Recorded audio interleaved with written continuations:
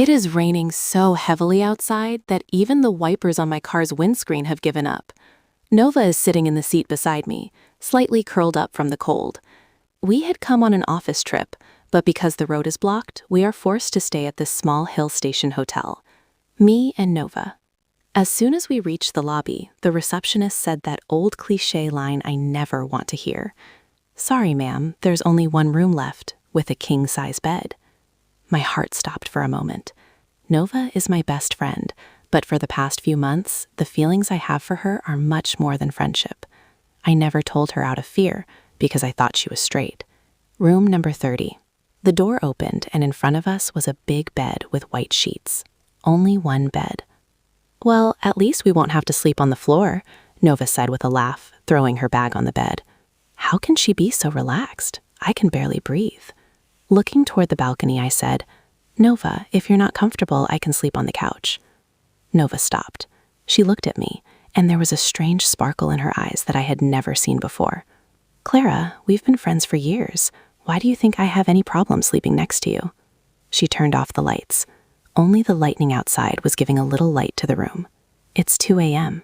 I'm lying on the very edge of the bed, trying to make sure that my hand doesn't accidentally touch her, but the cold is increasing. Suddenly, I felt Nova turn toward me. Nova said, "Are you asleep?" Her voice was very soft. "No," I replied, holding my breath. "Why are you lying so far from me? Are you scared of me or of yourself?" Nova's question hit straight at my heart. I gathered courage and turned toward her. Even in the dark, her eyes were shining. "I'm afraid that if I come closer to you, maybe I won't be able to stop myself." Sana moved a little closer and held my hand. Her hand was warm and trembling. "Then who is stopping you?" she said softly. My heart started beating loudly. "Sana, I thought you thought I was straight? Clara, I came on this trip only for you. I spent every weekend with you only for you. Do you really think all this is just friendship?" I said nothing. I just looked at her face. She gently rested her head on my shoulder.